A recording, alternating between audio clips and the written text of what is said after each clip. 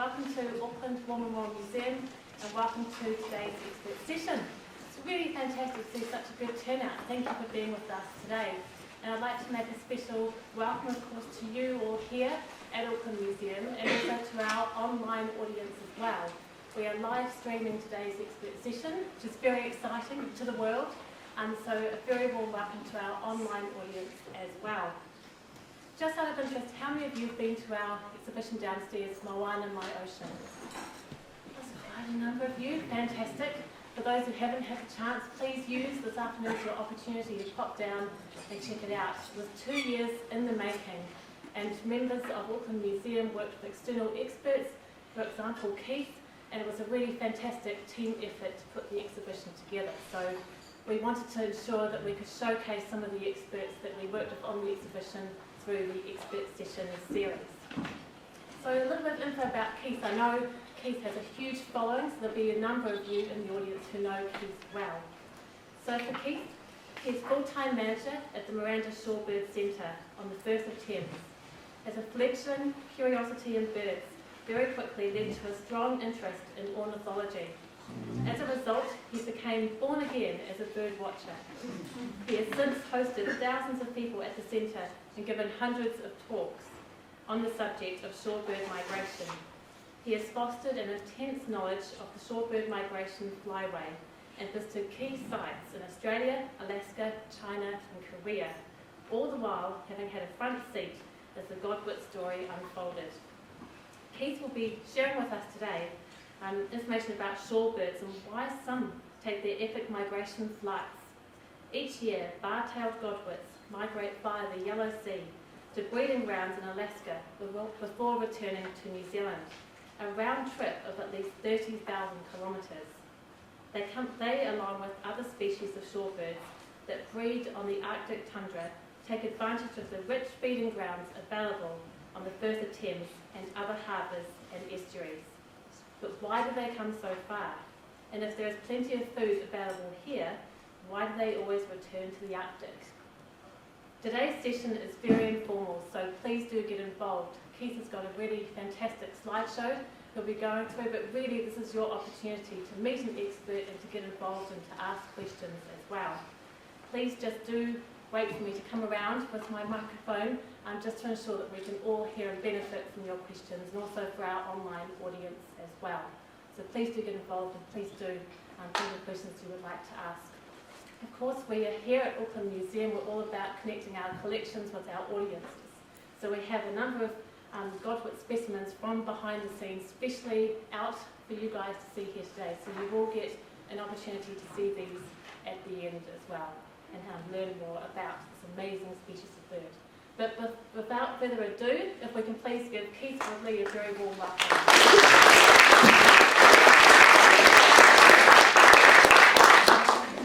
Well, thanks, Rachel. Yeah, it's great to see everyone here today. I'll start off with another question. Who's been to the Miranda Shorebird Centre? Okay, quite a few of you have, some of you haven't. There's some brochures on the front table here for those who haven't. Just an hour down the road, so really it's worth visiting. Now, there we are. There's the Hauraki Gulf. This is part of the Moana My Ocean exhibition, and you can see the wider Hauraki Gulf and the Firth of Thames down here. Miranda just about there. The Firth of Thames and its mudflats. That's the key behind why we're involved with the exhibition, because the exhibition itself is pretty fantastic, going into deep water with all sorts of pelagic fish, fish species and various other things. But really, the story begins just offshore on the intertidal mudflats, and that's what the birds we're talking about today will be sort of focused on that area. So migration itself, it's quite a huge phenomenon in the natural world, and there's various definitions of it. But in essence, you could say bird migration is to adjust to changes in resources. Resources like nesting opportunities and food resources may change with seasons, with time and so forth. And so birds and animals distribute themselves to take advantage of those, when the food is available, and also when food, get out of the way when food's not available, they can move somewhere else. So migration, in essence, is that sort of response. And as you can see from here, any time of the year throughout the world, there are birds on the move. I mean, there are birds of all shapes and sizes, from albatrosses down to hummingbirds, that are on the move somewhere in the world. It's quite an astonishing phenomenon. The shorebirds we talk about belong to the shrubbery forms. Here in New Zealand, there's four main groups of birds. We've got the oyster catchers, the stilts and avocets, we don't get the avocets, the stilts, sandpipers and plovers. Now the godwit we'll be talking about a lot today is one of the sandpiper family. And as you can see, the shorebirds themselves come in all sorts of shapes, sizes and colour. There's a tremendous variety of birds, and all of these birds can be seen most years in New Zealand, some quite rare, but others are here abundant and common in good numbers. But you can see there's quite a diversity of bird life there. Examples of shorebirds that really you wouldn't call migratories, like northern New Zealand dotterel. They'll be familiar to many of you, breeding around the coast of the northern North Island. After breeding, some of them might move a few kilometres, 20 kilometres maybe, to a flocking site. Some will stay put. And so for these birds, they're not really, you wouldn't call them a migratory species. They find enough resources to remain in a particular area or particular region all year round. A species which migrates within New Zealand, and for us at Miranda, this is a very important species, the wrybill. They breed on the Brader riverbeds of Canterbury, Mackenzie Basin, and they migrate north after breeding. And so you get the bulk of the world population around the Auckland region, maybe 40% on the Firth of Thames, maybe in excess of 40% on the Manukau Harbour. So really the Auckland region is quite an important part of the lifestyle of this bird, but they just migrate and they never leave the country. And at Miranda, it's one of the draw cards. People come from all over the world to see wrybill, and you often see something like this, a flock of wrybill flying around, one of the stunning sort of features of Miranda that's there for much of the year. Another bird that migrates internally, the South Island pied oystercatcher, again breeding on most of the eastern South Island, from riverbeds up into alpine pastures all over the place. And so one of the things about shorebirds, when they're breeding, of course, they're in a pair, discreetly distributed somewhere. So here we've got a bird in the Dark Valley. There's Mount Earnshaw in the back there. This single oystercatcher could, if this photograph is taken in August, this oystercatcher could well be part of the same flock here at Miranda later in the year. So you get birds like shorebirds tend to flock. You find big flocks, and it's one of the spectacular things about shorebirds. But this is the star of the show, the bar-tailed godwit. You can see here quite a difference in sexes. The bird in the front, the small bird in the front, is the male. The female is the larger bird at the back. One of the more extreme examples of sexual dimorphism within the shorebirds. And you can almost always tell them in the field. You can almost always determine which is a male, which is a female in the field. So getting back to migration, in essence, you've got the tundra regions where birds like godwits evolve. That's where they originate. Those tundra regions are full of life during the Arctic summer, but during winter, of course, locked down under snow and ice, there is nothing there for most species. So most species that have taken advantage and bred up there during the spring and summer have had to get out of there, migrate, whereas midway through the year, the northern summer, is quite transformed. The tundra is ice-free or snow-free, 24 hours of daylight at the peak of season, a lot of water around. You've got all the ingredients for an explosion of invertebrate life, and that explosion of invertebrate life is the engine room driving this whole process. I talk about food during this talk. When it comes to birds like godwits, it's not just food, it's abundant food available at all times to sustain the amazing lifestyle that they do. And so birds that move back to the tundra take advantage of that abundance. So there's a lot of different shorebirds breeding around the tundra regions, and you can see here all these different coloured areas here are different flyways. The entire globe is encompassed by a number of flyways. And you can see this green one is the East Asian Australasian flyway, Australia, New Zealand, and you've got birds breeding all around the polar regions. And so that jumble there can turn up some interesting things, like you could have a bird like a curlew sandpiper, you might have a pair of curlew sandpipers breeding, two pairs breeding side by side in northern Russia. One pair might end up in Australia or New Zealand, the other pair might end up in Africa. So there's a real sort of overlap for some species up there. But we are focused more on this flyway here, and in particular the areas here where birds are wintering, where they're stopping during migration, and in the case of godwits, breeding up in the Arctic. So that's the basic framework for our birds. So you would think that if resources diminish with seasons and a bird has to move somewhere, it's easy because a bird can fly, therefore it can fly and find itself where it needs to be. I mean, that's just a fairly straightforward equation. But it's not quite as simple as that, because in order to do that, the birds have to evolve a whole set of strategies, tools and strategies to enable them to do that. They can't, a godwit can't just decide, well, I'm going to fly down to the southern hemisphere. It's got to go through a whole raft of preparations, which we'll talk about here. So, and you would think that a godwit arriving back in New Zealand in September, in fact, in the next week or so, we could well start getting the first arrivals back, and they keep arriving back into October. So imagine a godwit arriving back at Miranda, say, in a couple of weeks' time. It's been up to the tundra, it's gone through its breeding cycle, it's come back after this round trip, 30,000 kilometre migration. So you would think that now's the time the bird could sit down, relax, and just have a break. But these guys don't get any time off. And you look at this, up the top there, you've got where the bird is through the year. So most of their life is spent in New Zealand, in this case. You've got the breeding there, and they're migrating through Eastern Asia there. So that's what they're doing through the year. That's where they are through the year, and this is what they're doing. They're going through various molt phases, they're fueling up for migration, and they're breeding, and also migrating. So there's no gaps in that schedule. There's no time off for these birds. So those birds arriving in the next couple of weeks, after a couple of days of just recovery from the flight, they need to start preparing for the next migration. That's not going to happen until March. That's 6 months away. But they've got to start the preparations almost straight away. The first thing they need to do is grow a completely new set of flight feathers, because that bird arriving in a couple of weeks' time, the feathers, the wing feathers, the flight feathers of that bird would have finished growing here in New Zealand maybe December, maybe sometime in January perhaps, maybe a bit earlier. Since then, those feathers have carried the bird on its round trip migration. It's carried the bird in and out with every tide, because these are creatures of the tide. When the tide's out, they find their food foraging over the mudflats. When the tide's in, they need to come onto the shore. So there's a lot of flying there. And if it's a male godwit, as we shall come back to, there's all these outrageously flamboyant display flights over the tundra.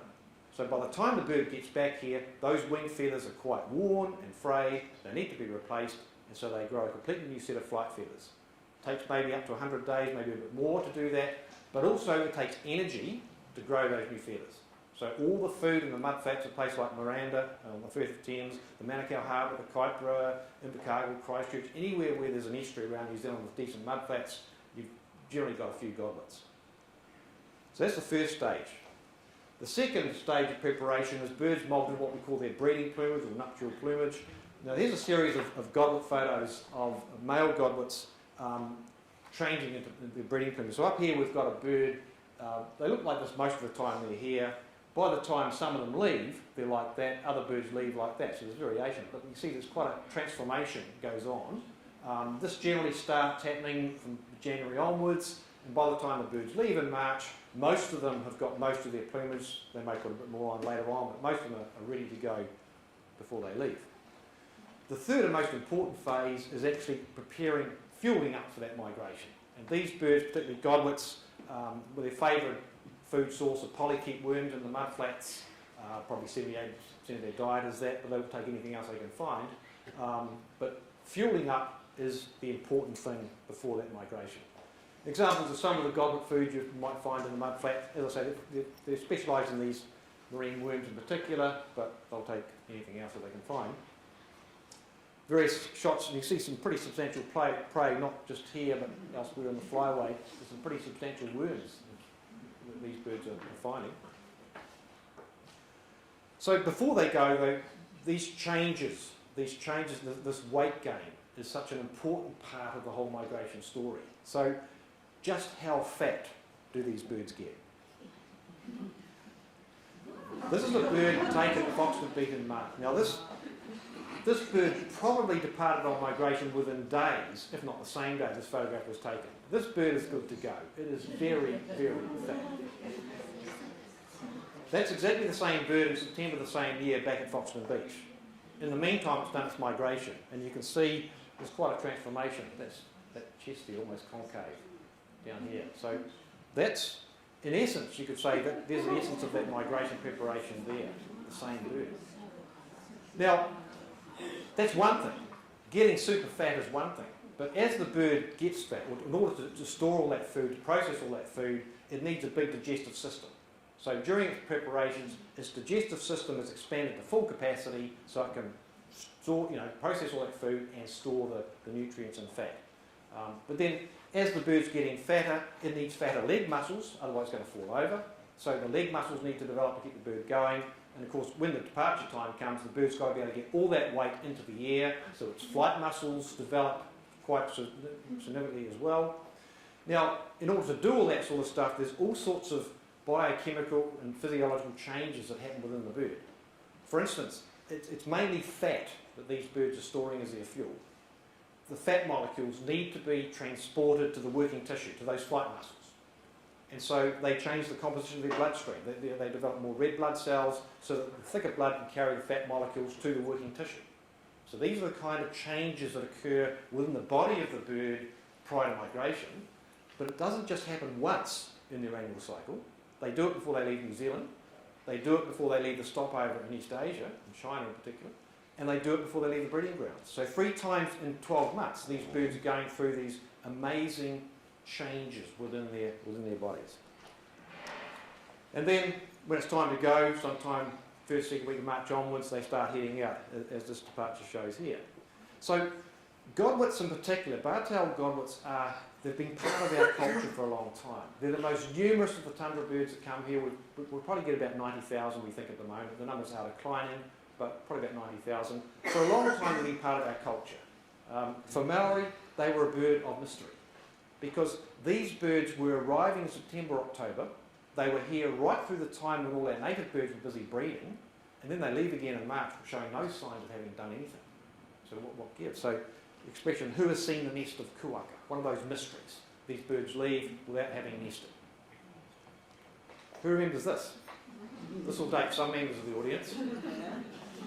This is NAC, the precursor to Air New Zealand. They were folded together in 1972 to form Air New Zealand. The significance of this is that tail fin, the logo of NAC, is a stylised kuaka, or godwit. That was their logo. This is a ship, the Godwit, that was commissioned in Japan in 1976 for the Japan-New Zealand run. It was finally scrapped in 1996, but the MV Godwit was a familiar sight in Auckland and Wellington and so forth. The Godwits fly, of course, part of our literary culture, Godwit Press. So Godwits have been part of our culture in many ways. And as a source of food, they were a source of food for Maori, of course, but these 2 shots taken during the Depression in the 1930s. These are all godwits these guys have got, as are those. But in fairness, I guess during the Depression, any food source was a good food source, and these birds weren't protected at the time. So, but for a bird that was so much part of our culture, we knew surprisingly little about them until quite recently. We knew that they bred somewhere up in the Arctic. It wasn't only until the late 1980s, early 90s, that it became clear that our godwits are actually from Alaska. You'll find stuff published even in the last year or so still saying godwits and linking them with Siberia. 99% of our godwits are from Alaska. We knew that they wintered down here. We knew next to nothing else. So in order to track this, there's a number of projects and studies that have been done over the years. And I must confess, I'm not a scientist. I'm just getting to report all this stuff. I just get to tell the story, which is kind of cool. Metal bands, one of the standard things for studying birds. You put a metal band on the bird's leg with a number on it, you can tell something about that bird. You can tell, if you find it a few years later, you might find how old it is. If you find it somewhere else, you know where it's been, perhaps. And you get information such as this. These are all these lines represent the distance between a bird that was banded somewhere in Australia and found somewhere else. So over a period of years, you get that sort of information, which gives you some idea of what might be happening. But one significant band recovery came from a bird banded in the Pribilof Islands off Alaska in 1966, and it was found dead the following year in Tauranga Harbour. Now, that was the first direct link between Alaska and New Zealand for goblets. That was the first time there was a tangible link, as early as the late 1960s. Another means of tracking birds has been putting lead flags on them, in this case the plain white flag for New Zealand, and that can tell you quite a lot of interesting stuff as well, although it's limited, but here's a goblet with a lead flag. Just these look pretty complex, but they're fairly straightforward. From leg flag sightings over a period of time, you can see where these birds are distributing themselves. You see the kind of geographical spread of where these birds are. This cluster, this is the Yellow Sea region here, there's China and Korea and Japan. You see this cluster here suggesting that this region must be pretty important for these birds to get this sort of cluster of sightings there. And up on the breeding grounds, this is where it became really significant. Those blue ones there have been banded in northwestern Australia. These are all from eastern Australia or New Zealand. And that was confirmation there's two actual populations. So the birds, the goblets that are breeding up in northern Siberia here are wintering in northwest Australia. So there is a Siberian connection, it's not a New Zealand Siberian connection. The next step, and this is really quite a breakthrough, is putting colour bands on a bird. You know, the advantage of this is you can put a colour band combination on a bird, you can see it in the field without having to catch it, and you can tell something about the story. And this turned up some interesting stuff. These four photos are of the same godwit taken at the same place in South Korea between the 13th and 15th of April in 4 consecutive years. That bird's on migration, it's a stopover in Korea. It suggests it's on a pretty good schedule. Same 2 days with 4 consecutive years. Another more recent method of tracking them is putting geolocators on them. I understand this would have been touched on when Graham Taylor was talking about seabirds, possibly. Geolocators is quite an amazing technology. A little gadget attached to a flag on the leg of the bird records sunrise and sunset, and then you get the data back. If you can, you catch the bird back, and you can plot where the bird's been. So basically, recording from sunrise and sunset, you can record latitude and longitude. And so if you get the data and you download it, you can go back and plot over the last 12 months, every day, where was the bird every day for the last 12 months. So you can retrospectively track where they've been. But the big catch, of course, you've got to catch the bird again to get the data. And that is not easy, as some of the people working on this project will testify. But it did show up some interesting stuff. Now, we had, up until quite recently, the assumption was a bird would get ready for migration, and when it was ready, when the weather was right, it would get together with other birds that were in a similar state, and they'd all go. Okay?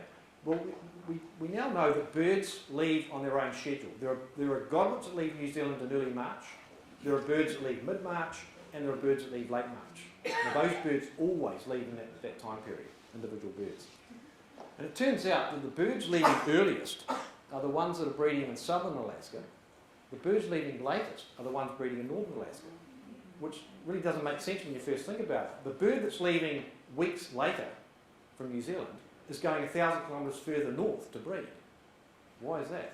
Of course, it's to do with snow cover. The snow cover disappears from southern Alaska earlier than up here.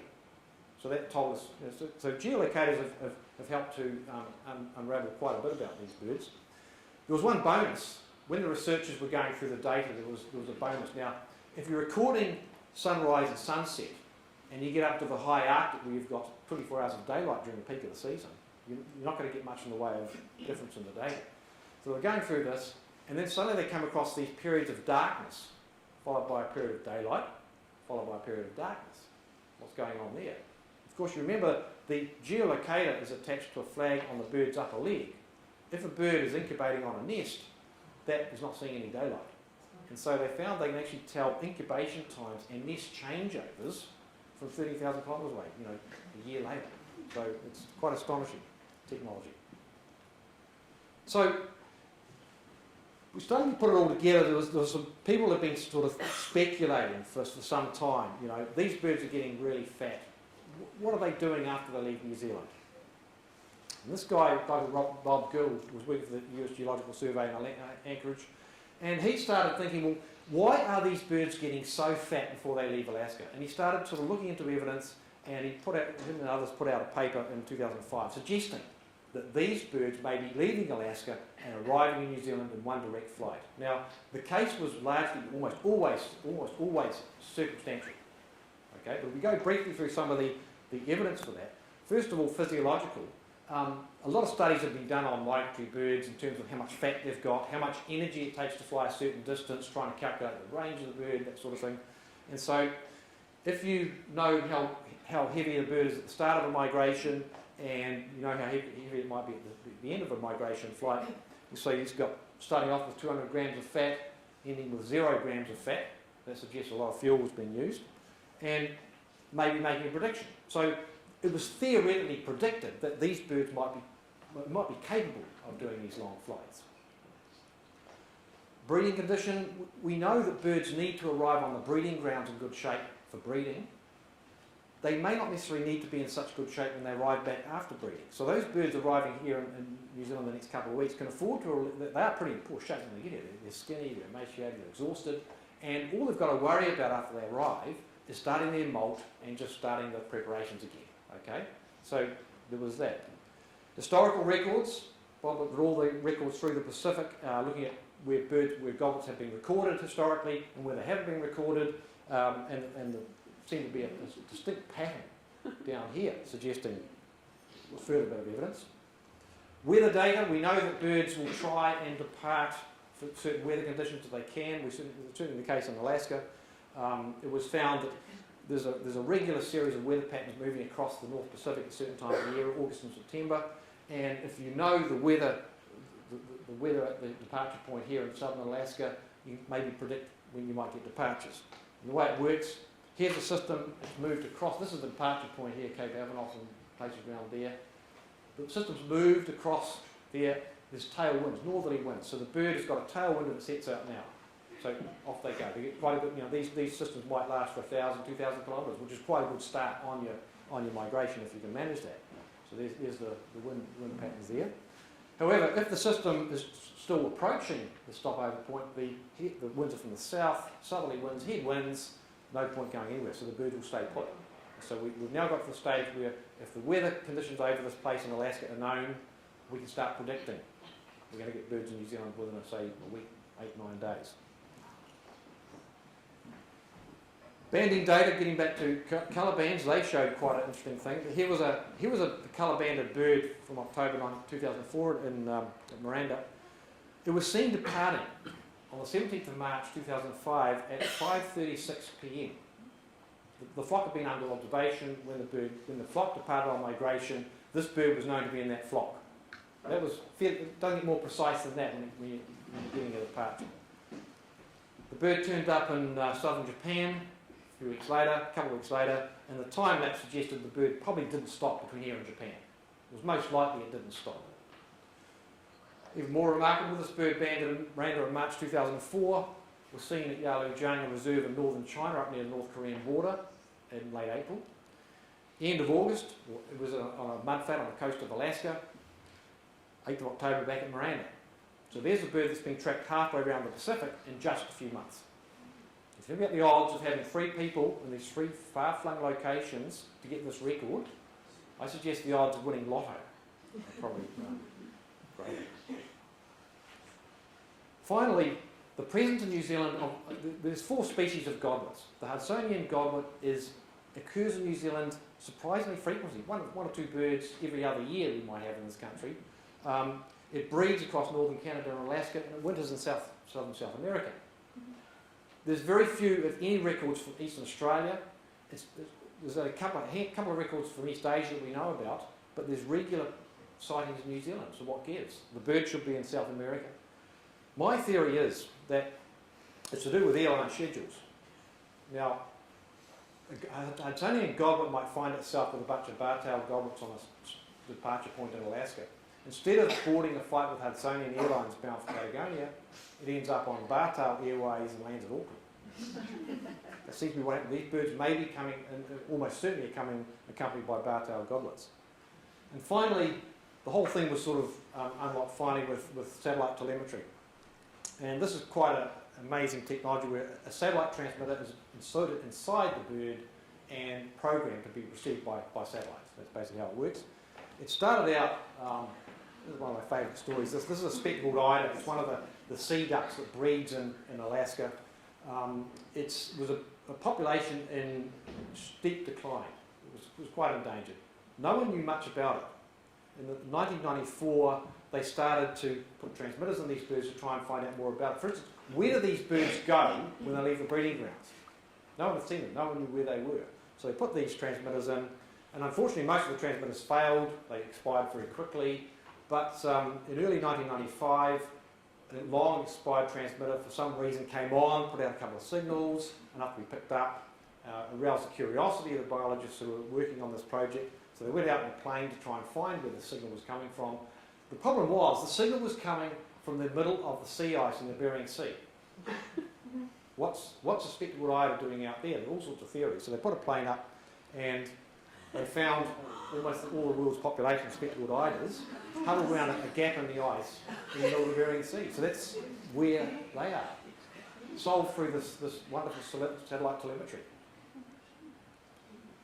The scene at Miranda Shorebird Centre, Waitangi Day 2007. Some people may know this guy, this is Brett Gartrell from Massey University, who was the director of the Wildlife Response Unit in the wake of the Arena in Tauranga. And this guy's Dan Mulcahy from Alaska, who's a world specialist in putting these transmitters in birds. So there we are with, there's a female godwit asleep on the table, having a transmitter inserted inside her abdomen. And this came to be a very famous photograph. I always wish it was a better quality photograph, but this is all we had. This is a bird called E7. Each of these birds got a leg flag, which became quite significant.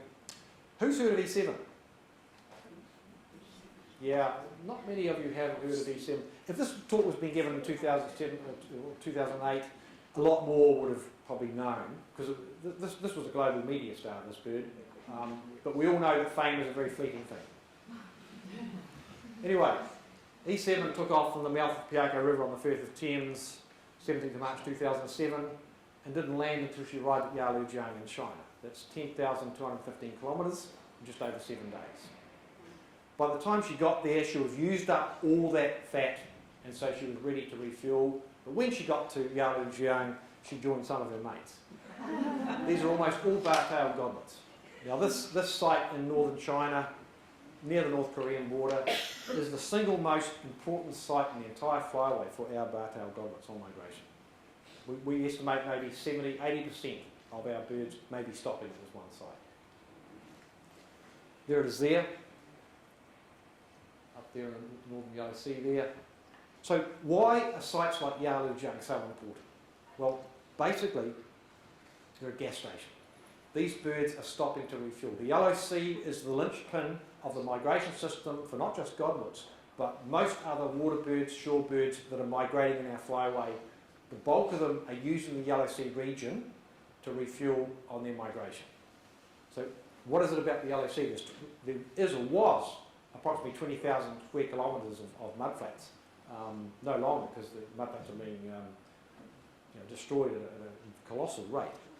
But it's not just the food, the mudflats at the Yellow Sea, it's the location of the Yellow Sea, because remember it was about 10,000 kilometres from here to there for E7, but from there to various breeding sites, maybe only a few thousand kilometres all over the tundra.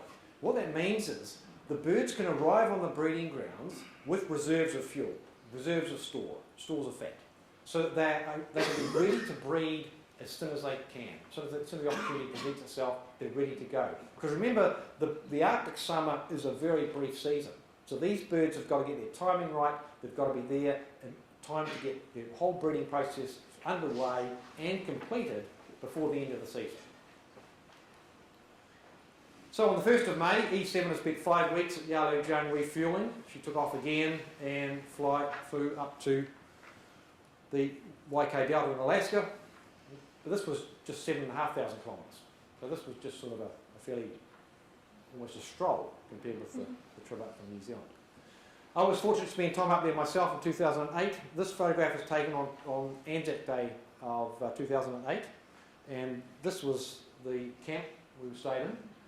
This is, where godwits go to breed. this was 11 days before the first birds arrived. It was 11 days after this photograph was taken, the first godwits arrived on the site. And so you look at that and you think, well, what can they eat when they arrive? First of all, they've got those stores to pull back on immediately, but there is some food up there that's available almost straight away. These are cranberries, these are other sort of fruits that have lain under the snow and ice since last season. So there's a little snack in the deep freeze waiting for these birds from the season before. But these things seem to be the bulk of the diet. These are crane fly larvae, about so big. They're quite a sizable morsel, and a lot of different birds going for these. There's one just there on the left there, and one disappearing down the bill of a godwit.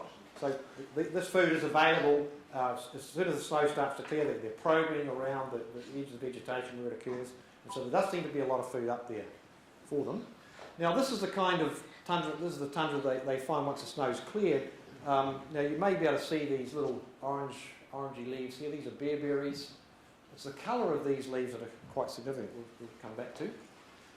There's a male godwit in its breeding plumage. You might think, well, why those particular colours?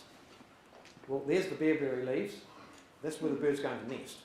And so the coloration they assume here is perfectly cryptic when they get up to the tundra where they're going to nest. And it really does work. Believe me, it does work. Now, most of the time they're here, bar-tailed godwits are dull, grey, brownish birds. They're fairly shy and retiring. They're very wary. It's very hard to get close to them. They're very wary. There's not much to recommend them, really. But when they get up to the breeding grounds, the male godwits go through a complete personality change. Far from being shy and retiring, they become flamboyant, in your face. They are just completely transformed. And they go through these amazing balletic displays, flutter jumping it's called. They sometimes come in contact. These are males sort of, scrapping. Males doing these sort of pursuit flights. These are all part of the display. It's all to do with impressing the girls. This is mating display, mate selection display. And this is known as the pot-bellied flight. Now this, for anyone who knows anything about aerodynamics, that's an outrageous posture for any bird that's trying to fly efficiently. And that's partly the point, it seems. That bird is showing it's got tons of energy. It's got energy to burn. It can fly like that. And hopefully there's a female down there somewhere who's suitably impressed.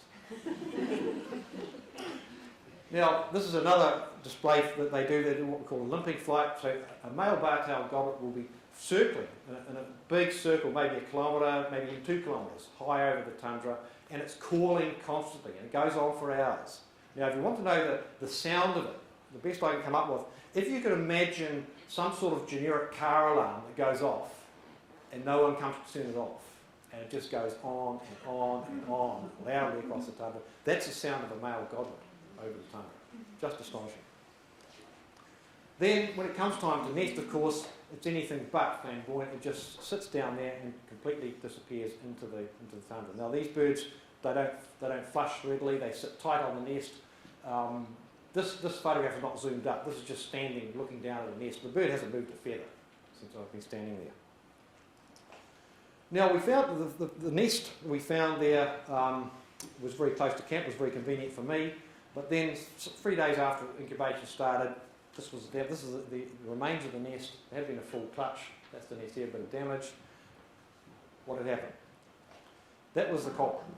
We believe it had been taken by an Arctic fox. Now, the assumption was that for many of these birds, because it's such a brief breeding season, they only get one go at it. If they go up there, they nest and they fail, there's no time to do a second clutch, depending on when they nest. So for many of these birds, they only get one go.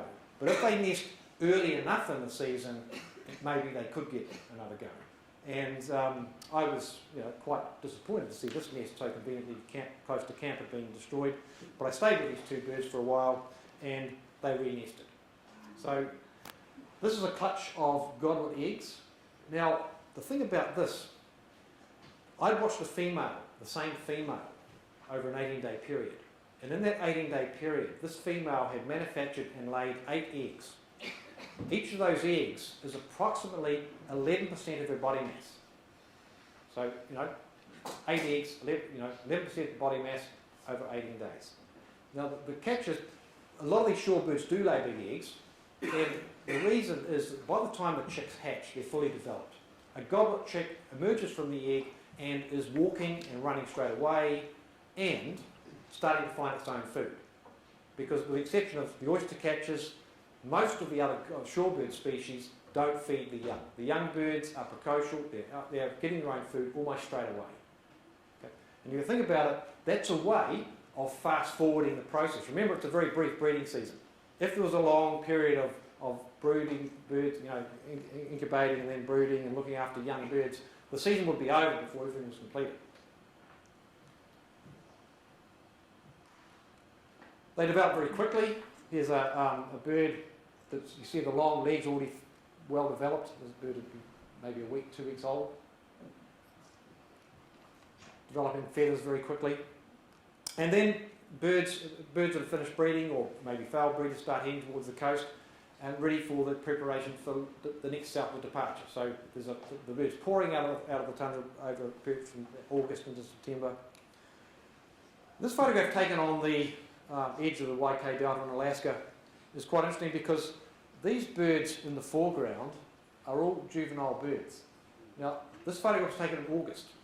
These are birds of the year. These birds would have still been in an egg, maybe late June, early July perhaps, maybe late June.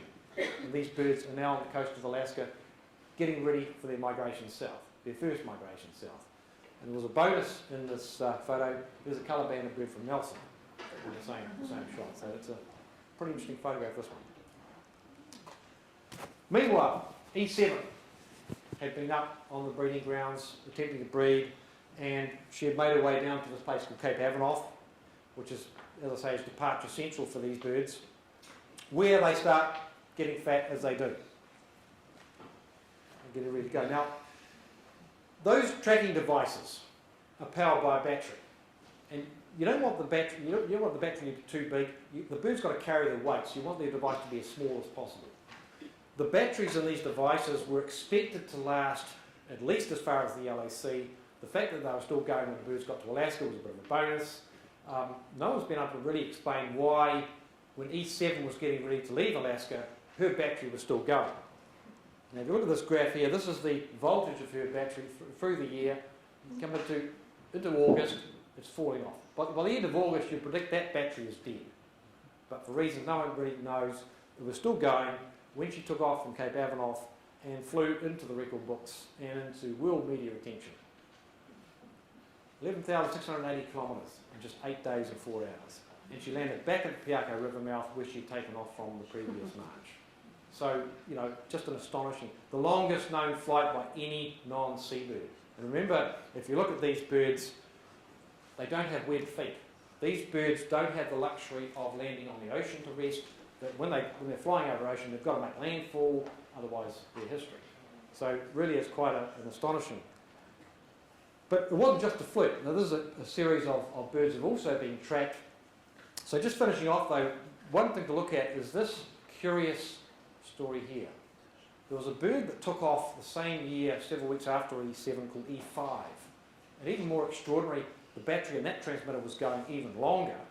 And so she was flying south. Now, at Miranda, every year, we have an annual Welcome to the Birds Open Day. About October the 11th, I think it is, or whatever the Sunday is around October the 11th this year. We have a Welcome Day, Welcome to the Birds. E5 was predicted to arrive at Miranda on Sunday, 30 September 2007. The same day we had scheduled our Open Day. How good is that? So we said, we've got a bird we expect to arrive from Alaska sometime today. So everyone went out, every goblet was looked at very closely that day. No sign of E5. Later on, we check emails and find that E5 has had a better offer, and she's sitting on New Caledonia. There she is there. Now, soon after that, the battery failed, no more signals. The next record of E5, she was seen and photographed on the coast of Gosford, just north of Sydney, in the middle of December 2007. She didn't get back to Miranda until February 2008.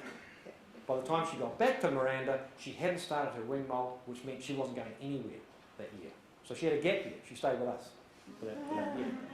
But what happened? Why did E5 do this curious dogleg? Well, it seems to be all about weather. You go back and look at the weather data on her track, And it turns out that north of Hawaii, she struck several days of very strong contrary winds. She couldn't avoid them, and that presumably would have sapped a bit of energy, but at time.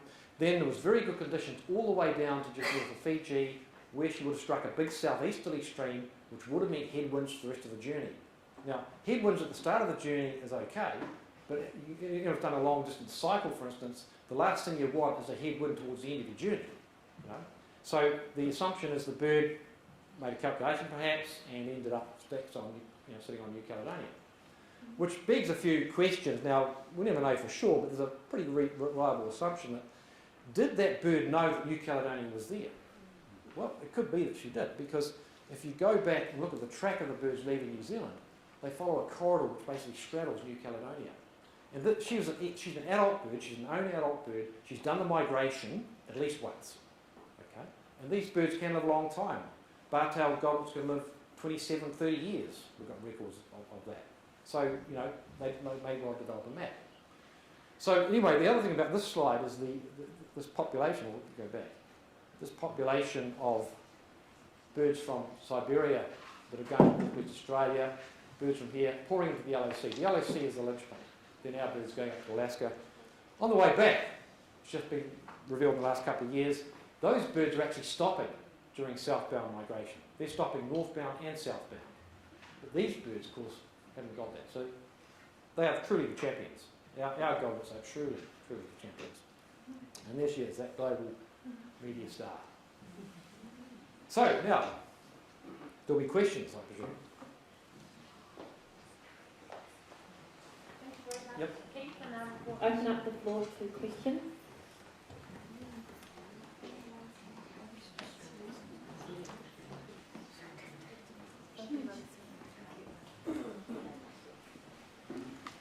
Thank you very much, Keith. I just wanted to ask about the chicks for Alaska. Once they've been born in Alaska, you said quite soon after that the birds return to New Zealand. But are the chicks big enough and strong enough to join that flight? Well, those birds in that photograph in Alaska in August are fully grown, and we generally start getting juveniles in New Zealand any time after late September and into October. And juveniles are very obvious because they've got different spotty sort of plumage which really stands out.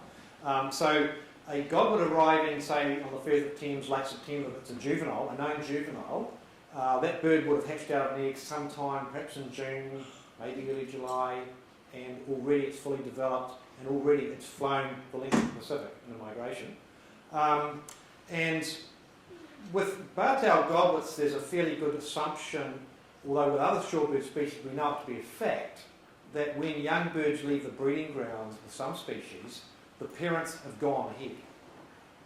We know with many shorebird, the young birds are making their first migration unaccompanied by adults. And it could well be that bar-tailed goblets are doing the same.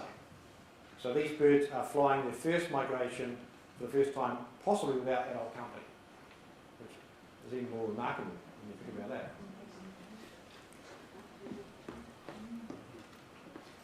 What is the longest stop that could go undetected by your satellite-based tracking? That was fairly carefully looked at, and on that non-stop flight back, they calculated that if the bird had stopped, it would have had to go a certain distance to the nearest landfall, landed, and it only had a very short space of time, maybe an hour, a couple of hours before it needed to be back up to where it was tracked the next time.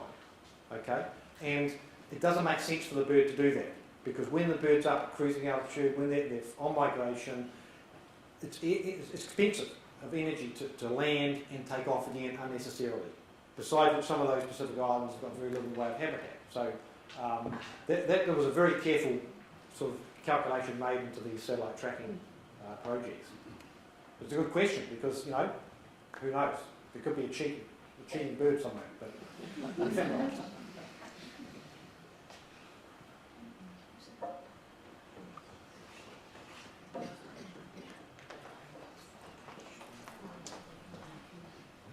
What's happening in China to destroy the mudflats? Unfortunately, around the LAC region of China and Korea and southern Japan, particularly China and Korea, there's incredible what we call reclamation, basically mudflat sort of development, and it's happening at a colossal rate. It's happening at a scale that's just mind-boggling, and it's been going on for quite some time. So That's a very real issue affecting the future of migration of some of these birds, is their stopover habitat. We know that almost all water bird populations in this flyway are declining, and the common link for most of them seems to be habitat loss on that migration stopover region in the LIC. So, yeah, massive problem.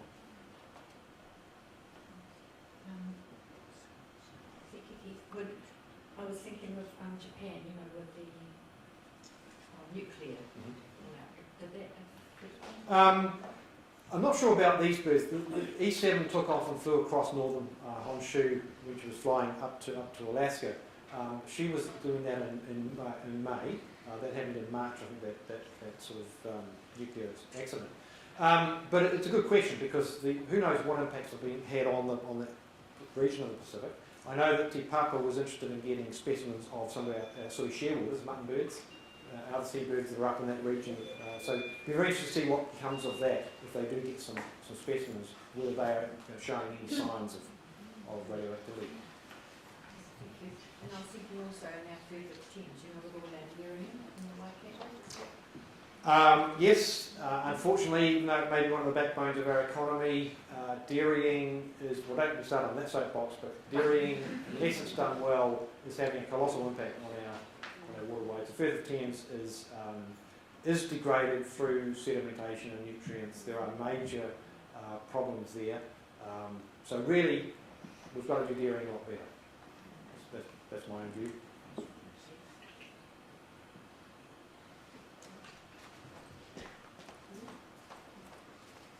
Thank you. I'm curious, do some of the birds land at Miranda and then fly on to another destination, such as the Chatham Islands? Goblets do occur on the Chathams, even down the Auckland Islands. We think some juveniles might wander around a little bit, but adult bar-tailed goblets are very site faithful. Most birds, when they arrive on the Firth of Thames, they're adults that they will stay on the Firth of Thames and they'll come and go from there. The same around the country. Most goblets, adults, are very site faithful. Knots, on the other hand, the second most numerous species. These are birds that breed in eastern Siberia. They do move around. They move between the harbours. There's records of a bird abandoned not on the Kuiper Harbour one afternoon, being on the Firth of Thames the next morning. So we know that they do move around. But goblets are incredibly site faithful. Thank you.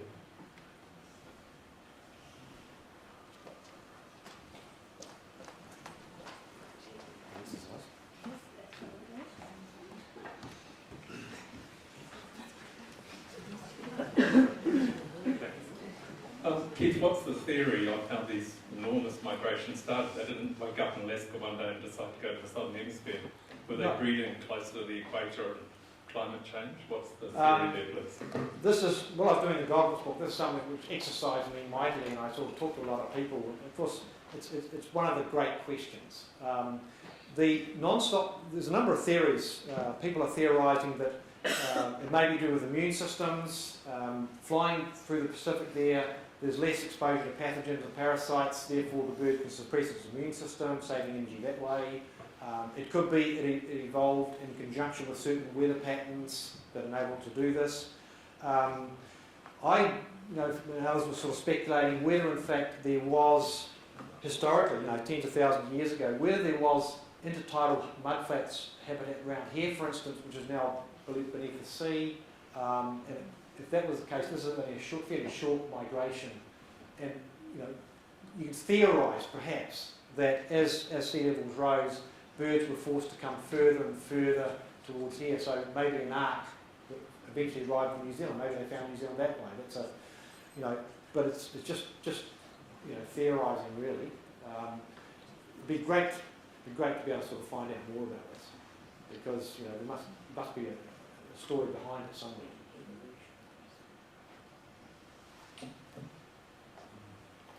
I might just pop in a quick question.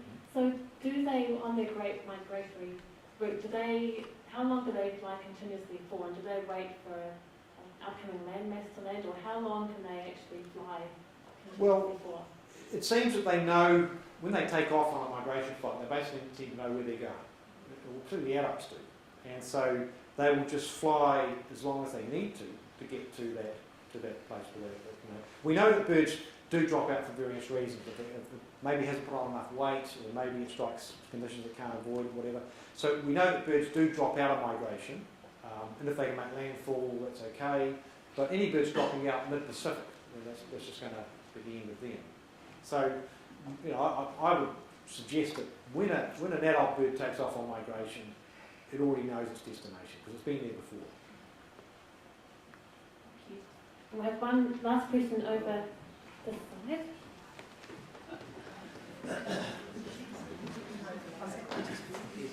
I just did this to be mean to you.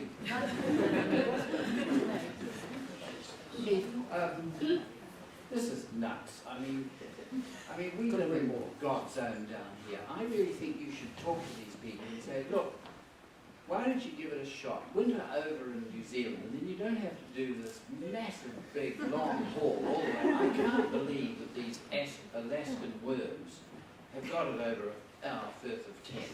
That's a fair point, yeah. Why?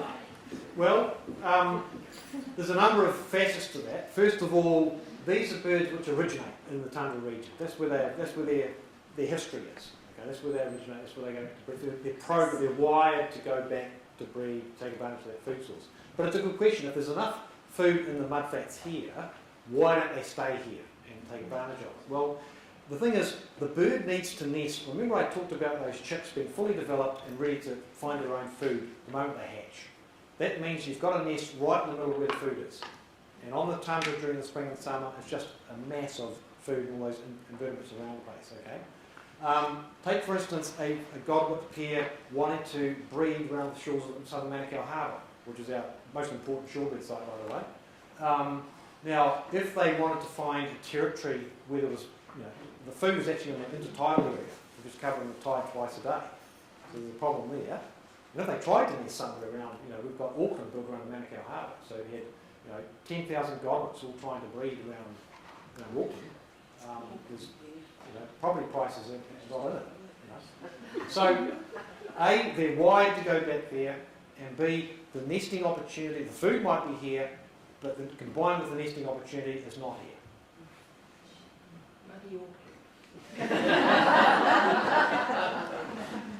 That's a great question and a great answer to end on. So if we can please put our hands together and thank you.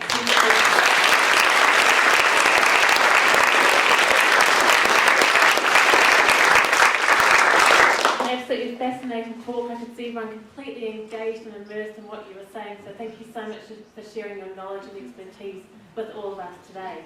And the fun does not stop there. I did ask Keith if he would be happy to sign some books for those of you who have bought his books. We do have them in the museum shop today. We have Shorebirds of New Zealand, and we also have Godwits as well. And we have a deal if you want to purchase both.